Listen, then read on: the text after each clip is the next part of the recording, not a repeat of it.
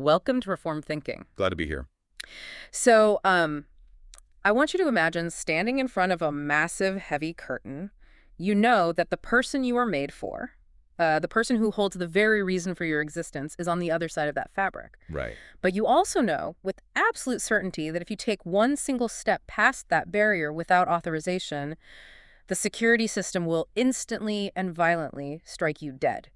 So you are locked out, staring at a wall, dealing with this, agonizing restlessness that you just cannot shake. Yeah, it is a terrifying scenario, but it perfectly describes the historical reality of the human race. Yeah. I mean, we try to medicate that specific underlying hum of dissatisfaction with all sorts of things, right? Absolutely. We throw secular philosophies at it. Right, or we drown it out with constant digital entertainment. Yeah. We even try moralistic self-help programs, hoping that if we just behave a little better, the restlessness will stop. But it never goes away. Augustine of Hippo diagnosed this condition centuries ago with piercing accuracy.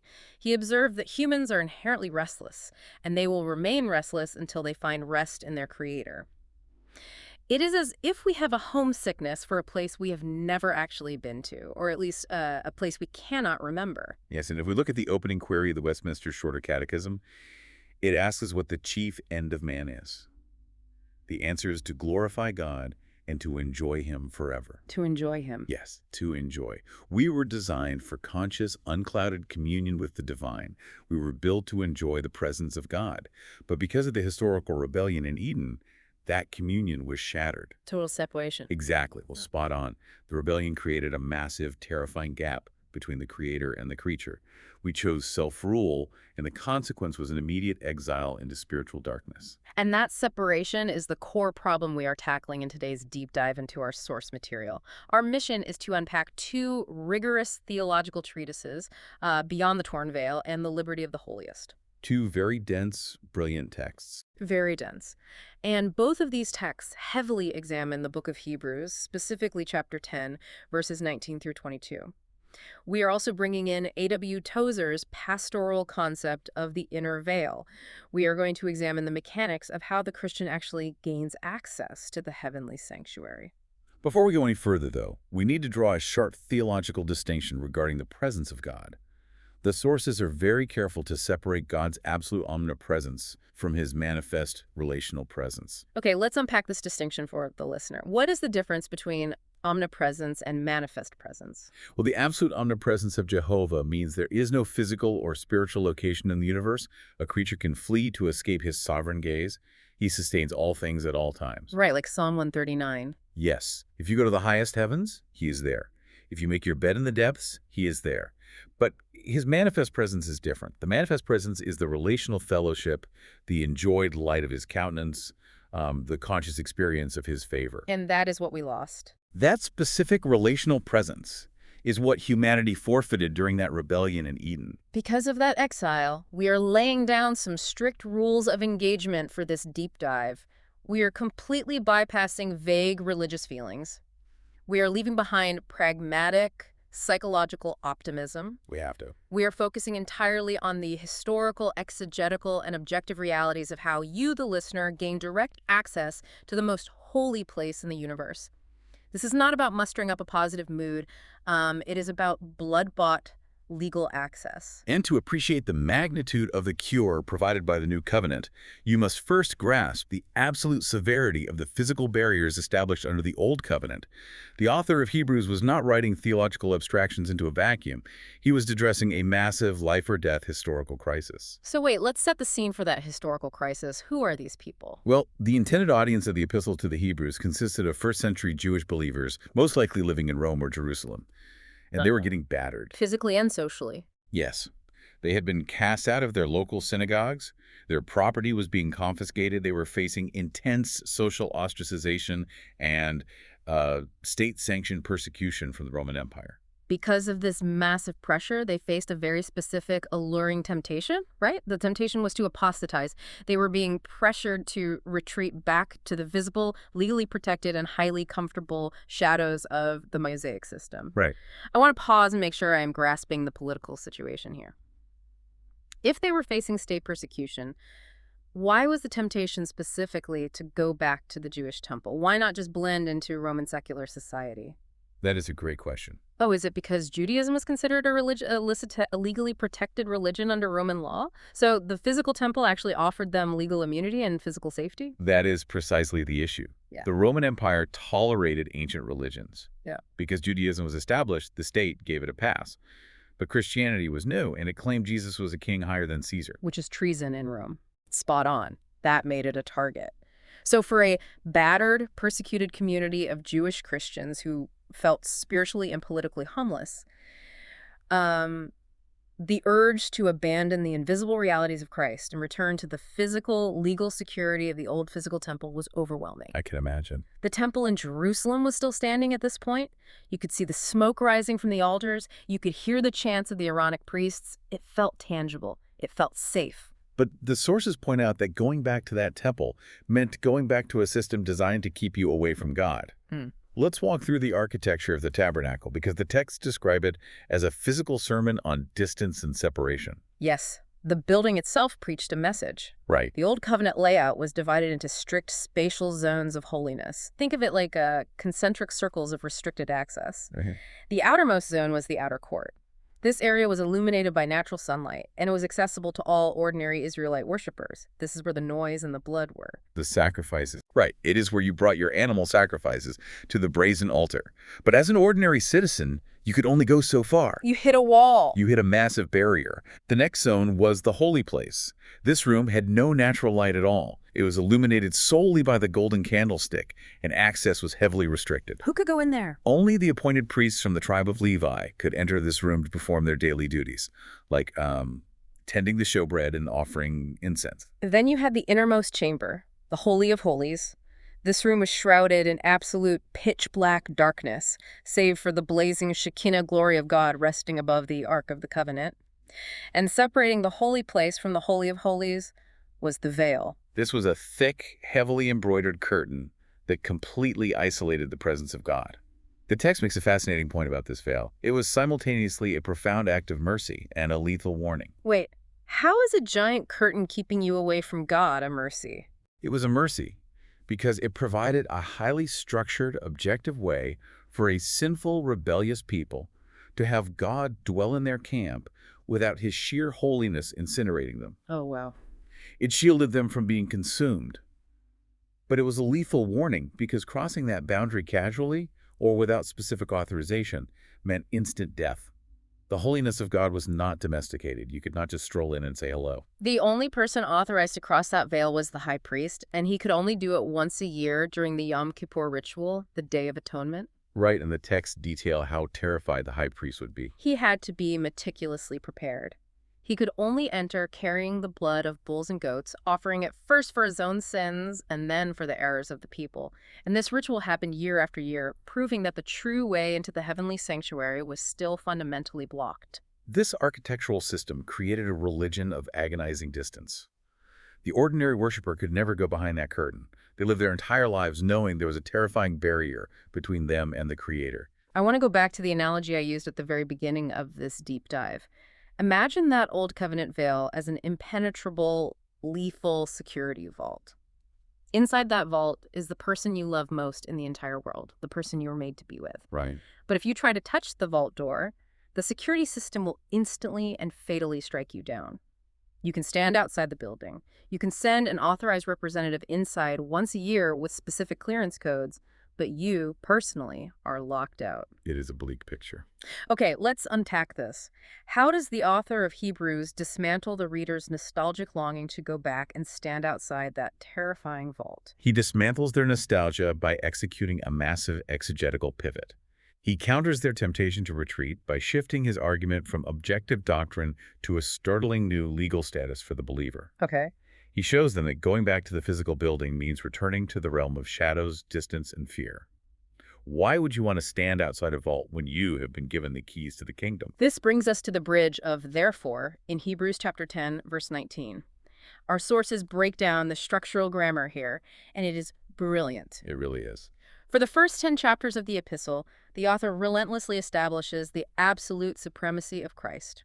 Christ is greater than the angels, greater than Moses, greater than Joshua, and greater than Aaron. Building a massive case. Building a massive theological argument that culminates in a single Greek word, which translates to therefore. That word therefore is the structural bridge spanning the gap between objective theological reality and subjective practical devotion. Notice what the author does not do here. He refuses to start with an appeal to human willpower. Right, he does not ask them to perform mystical preparation. Exactly. He anchors everything in the established fact of Christ's high priestly identity. Because Christ has finished the work, therefore the believer possesses a brand new legal status. The grammar gets even more specific with the Greek circumstantial participle akontes, which translates to having. The text emphasizes that this is a continuous, permanent state of possession. It is not a fleeting emotional high that vanishes when you have a bad day at work.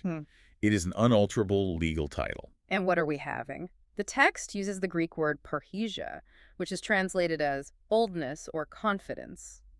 To really grasp the gravity of this concept, we need to look at how the author deliberately avoided two other Greek words. Okay, what were the alternatives? He rejected the word tolma, which implies an arrogant, reckless audacity. You do not approach the throne of the universe with cocky arrogance. Right. He also rejected the word phobos, which signifies a trembling, slavish dread. Right. Parrhesia operates in a completely different category. The classical Greco-Roman political usage of parrhesia is staggering when you put it in this context. In the Athenian assembly, or the ecclesia, parrhesia was the highly prized exclusive right of a free citizen to speak his mind openly without any fear of execution or reprisal. Right, it was the absolute freedom of speech. Slaves, foreigners, and criminals were completely denied this right. If a slave spoke out of turn in the assembly, they could be put to death. By using this specific political term, the author of Hebrews is declaring a radical change in status. Through the new covenant, the believer has been elevated from the status of a condemned, terrified rebel to the status of a fully justified, free citizen of the heavenly Jerusalem. So what does this all mean for you, the listener? Let's build a scenario. Yeah. Imagine you were a condemned rebel sitting in a dark, filthy prison cell waiting for your execution. You have no rights, no voice, and no future. The guards do not care what you have to say. Leak. Suddenly, the heavy iron cell door swings open, and a royal messenger hands you a decree stamped with the king's own blood-red seal. This decree pardons all your crimes, grants you full, unhindered citizenship, and gives you direct, permanent speaking rights to the king himself. Wow. You can walk right out of that cell, march past the armed guards, enter the throne room, and speak your mind openly. That is the legal status of parrhesia. But this staggering new citizenship was not granted arbitrarily by a lenient judge. A judge cannot simply ignore crimes without destroying justice. This access was purchased with a highly specific, unimaginably costly currency. Yes. The author of Hebrews makes it abundantly clear that the sole instrumental ground for this access is the blood of Jesus. That is the price of admission. It is not your sincerity. It is not your moral repair, your emotional intensity, or your mystical experiences. None of those things can purchase the right of parrhesia. The text insists that the only thing that answers the guilt of a broken law is the shed blood of an innocent, perfect substitute. The sources draw our attention to a lexical shock in verse 20. The passage describes this access as a new and living way. The Greek word translated as new is prosphatos. Okay, what does that mean? This is a highly unusual, startling word. In classical Greek, it literally refers to a carcass that has been recently slain or freshly slaughtered. Wait, that is a shocking, almost grotesque word to use for something happening in heaven. A freshly slaughtered carcass. It is raw, but the theological mechanism it describes is incredible. The author is communicating that although Christ's historical sacrifice occurred once in time, its cleansing, propitiatory efficacy remains as vital and raw before the Father as if it happened mere moments ago. So it never loses its power? The blood never dries. The sacrifice never loses its fresh, atoning value before the throne of God. Time does not dilute the payment. And because of that freshly slain sacrifice, we see the actual tearing of the physical veil. The sources point us to the historical event recorded in the Gospel of Matthew, chapter 27, verse 51. Right. The moment Jesus died on the Roman cross, the massive veil in the temple in Jerusalem, the one constructed with blue, purple, and scarlet yarns and embroidered with images of cherubim, tore completely in two, and it tore from top to bottom. That directional tearing is huge. It proves it was an act of divine initiative. No human hands reached up to rip a curtain of that magnitude. God himself violently tore it apart. The author of Hebrews makes the direct Christological connection here. He explicitly identifies the veil with Christ's human flesh. Just as the physical curtain blocked access to the Holy of Holies, the righteous demands of the law blocked sinful humanity from God. Yes. Christ's passive obedience, his willingness to endure the physical and spiritual tearing of his body on the cross, completely absorbed the law's condemnation. His flesh was torn so the barrier could be removed. Let's explain the mechanism of the mercy seat, the Helisterion, because the sources lean heavily on this. Yes, please do. Under the Old Covenant, the high priest would take the animal blood and sprinkle it on the golden lid of the Ark of the Covenant, which was called the mercy seat. This act temporarily satisfied God's justice. Just a temporary fix. Right. But Christ acts as both the high priest making the offering and the sacrifice itself. His own blood on his own flesh perfectly satisfies divine justice forever. He is the priest, the sacrifice, and the mercy seat all at once. What's fascinating here is the text's description of this path as a living way. The believer does not approach God through a dead historical figure. We do not bring our prayers to a relic, a statue, or a tomb. We approach through a priest who died, conquered the grave, and is now resurrected and living. He actively intercedes for his people at this very moment. Think about the logic here. If we had a completed sacrifice but a dead priest, our conscience would remain uncertain, wondering who is presenting the blood. Right, who is speaking for us. Exactly. But if we had a living priest but an incomplete sacrifice, there would be no righteous basis for access. Hebrews joins them perfectly together. A finished sacrifice presented by an eternal, living priest. Because this access is exclusively secured by Christ's finished work, the sources fiercely reject any system that attempts to add human effort or earthly mediators back into the equation. They push back very hard on this. Now, we need to be very clear here. Our sources launch a thorough, aggressive critique of several specific theological and political frameworks. We are simply reporting the text's arguments impartially, acting as guides to what the source material claims. We are laying out the author's arguments, step by step. Right. According to the text, the first system confronted is Roman sacerdotalism. Let's pause for the listener who might not be in the theological weeds every day. What is sacerdotalism and what is the mechanism the text is attacking? Well, sacerdotalism is the belief that priests are necessary mediators between God and humanity. The sources argue that the finished work of Christ entirely rejects the necessity of an earthly priesthood, confessional booths, and the concept of purgatory. Okay. Specifically, the text argues against the continual representation of the sacrifice in the Mass. The authors contend that by insisting on human mediators to grant absolution, and by insisting on repeated sacrifices, these systems erect new, unauthorized veils. They are putting the curtain back up. Yes, they block the believer from the direct, blood-bought access Christ already purchased. So, the argument is that if the veil is permanently torn, putting a human priest back in front of the door is an insult to the torn flesh of Christ. That is the author's explicit stance, yes. The sources also turn their critique toward Arminianism. What is the text's argument against this framework? Arminianism, in this context, refers to a theological system that makes final salvation dependent upon the free will and perseverance of the human believer.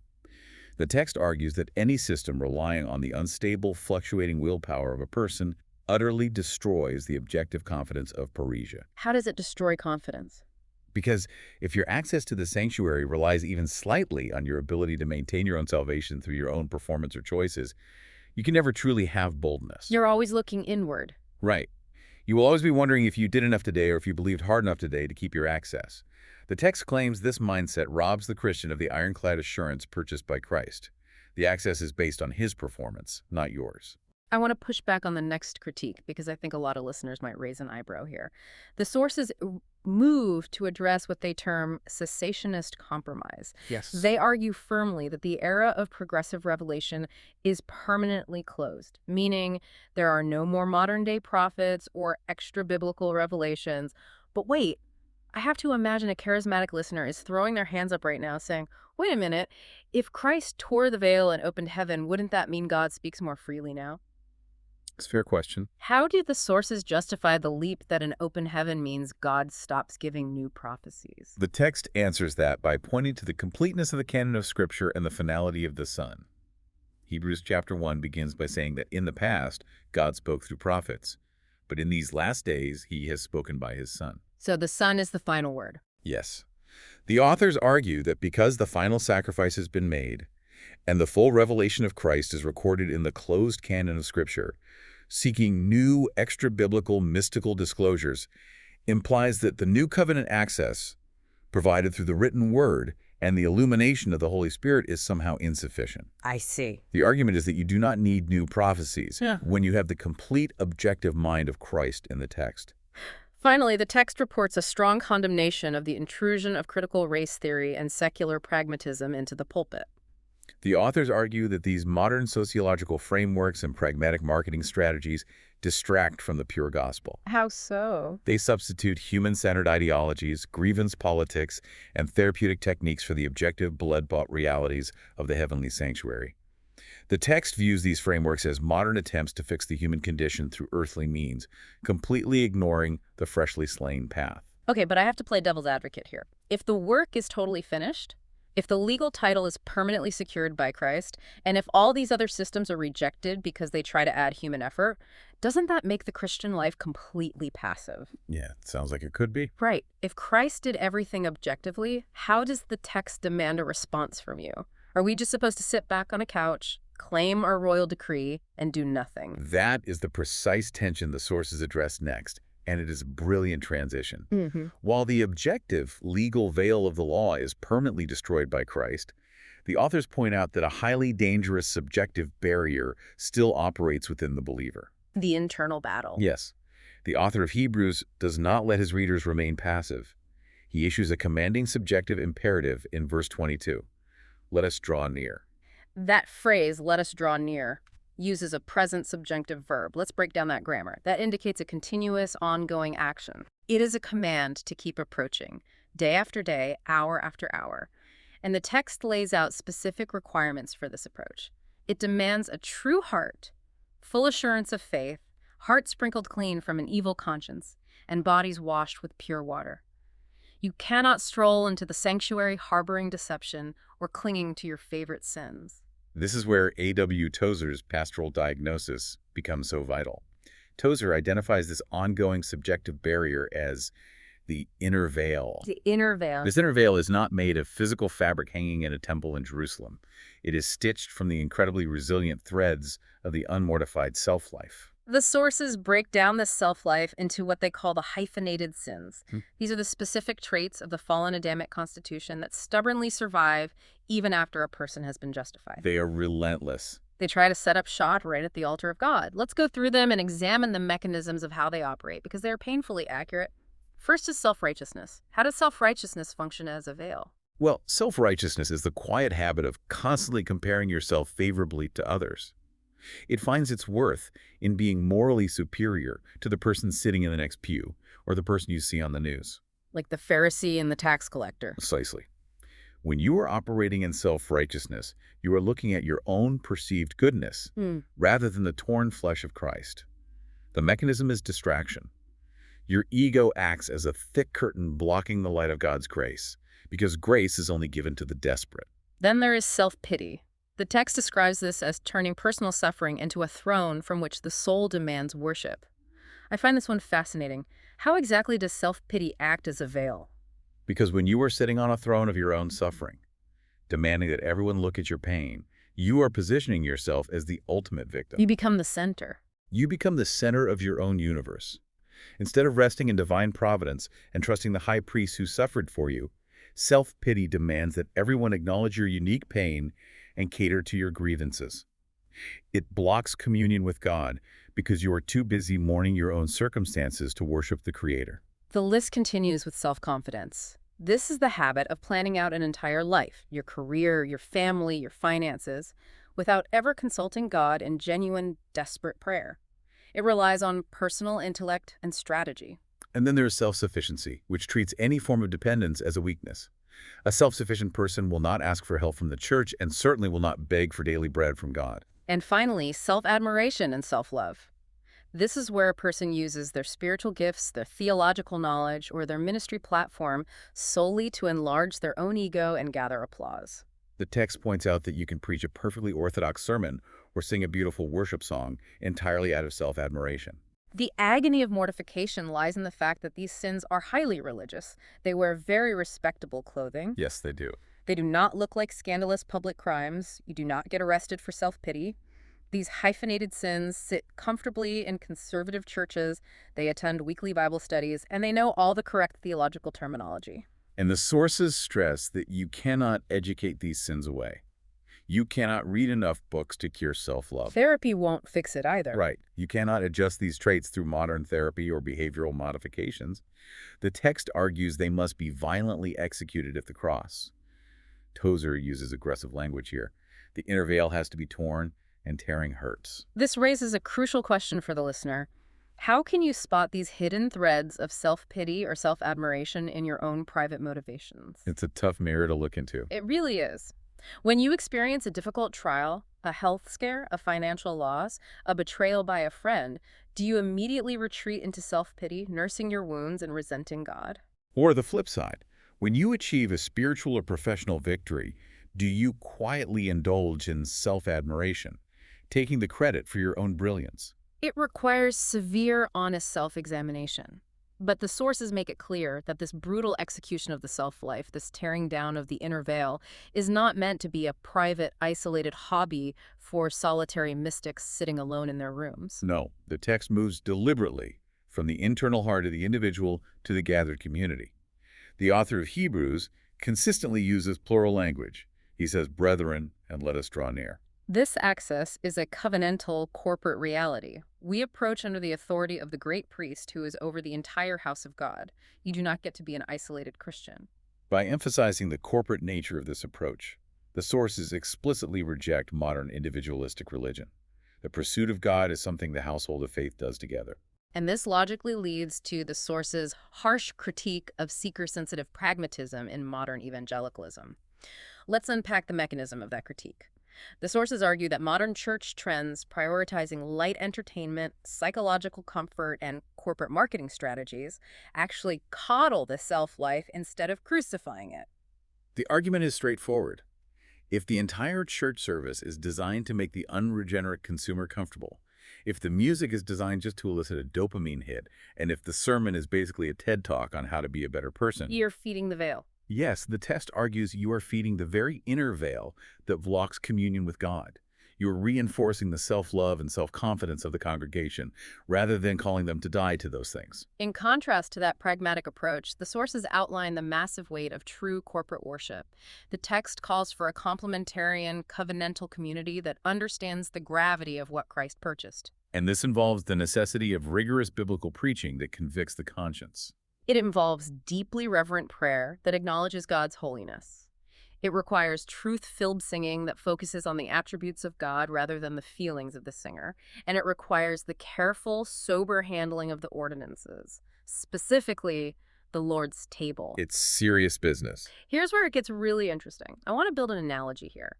Think about the difference between a drive-through fast food restaurant and a formal royal state dinner. Okay, I like this. A consumer-driven, seeker-sensitive religious model operates exactly like a drive-through. You stay in your own vehicle, you roll down the window, you demand a customized product delivered quickly, and you consume it in isolation to satisfy a temporary craving. It is cheap, casual, and entirely centered on your immediate convenience. That's spot on. Let's take that state dinner analogy a step further. The sanctuary access described in Hebrews is a formal royal state dinner. The invitations to this dinner were not printed on cheap paper. They were purchased with the blood of the king's own son. The environment is holy. The table is set with eternal realities. And think about the requirements for the guests. You cannot show up to a state dinner in muddy work clothes. The text says the guests are required to wash themselves, put on the provided garments of Christ's righteousness, and sit together in a covenantal community under the authority of the host. You do not dictate the menu. You do not dictate the atmosphere or the lighting. You receive the terrifying, wonderful privilege of being invited to the table. When you realize the cost of the meal, you lose all desire to complain about the seating arrangements. The corporate gathering is a massive privilege. That is the core progression of this entire deep dive. Let's recap the ground we have covered. We started with humanity's exiled, agonizing restlessness, that underlying hum of dissatisfaction resulting from Eden. We looked at the terrifying architectural distance of the Old Covenant tabernacle, where the heavy veil promised instant death to anyone unauthorized. We then examined the objective legal boldness, the parrhesia, purchased by the freshly slain blood of Jesus and the tearing of his flesh. And finally, we saw the continuous corporate command to draw nearby, violently crucifying the inner veil of our own self-life. But the sources do not leave us just looking at the present struggle. They also direct our gaze toward the future. The texts maintain a specific eschatological anticipation. We are reporting the text's stance here. They anticipate the premillennial, pre-tribulational return of the king. Let's clarify those terms quickly for the listener. What do those eschatological terms mean in the context of this argument? Well, premillennial means the belief that Christ will physically return to earth before establishing a literal 1,000-year reign of peace. Okay. Pre-tribulational means the belief that Christ will rescue his church before a final period of global tribulation. Regardless of where a listener might land on those specific timeline details, the core argument of the sources is that when this physical return occurs, the final veil, the veil of our physical mortality, will completely dissolve. On that day, the faith we exercise now to pass through the rent veil will instantly turn into unclouded, immediate sight. We will not need analogies anymore. We will see him as he is. It is the ultimate hope. So as we close this deep dive, I want to leave you with a direct challenge to consider. The King of the universe has violently torn the veil of the heavenly sanctuary from top to bottom. He shed his own blood to grant you free, unhindered, legal access to his throne room. Knowing that staggering cost, what specific thread of your own inner veil, perhaps a secret, cherished grievance of self-pity you refuse to let go of, or a quiet, daily habit of self-sufficiency where you ignore God, are you still using to block the light of his manifest presence today? Thank you for joining us as we analyze these realities. Yes, thanks for listening. We appreciate you taking the time to join this deep dive.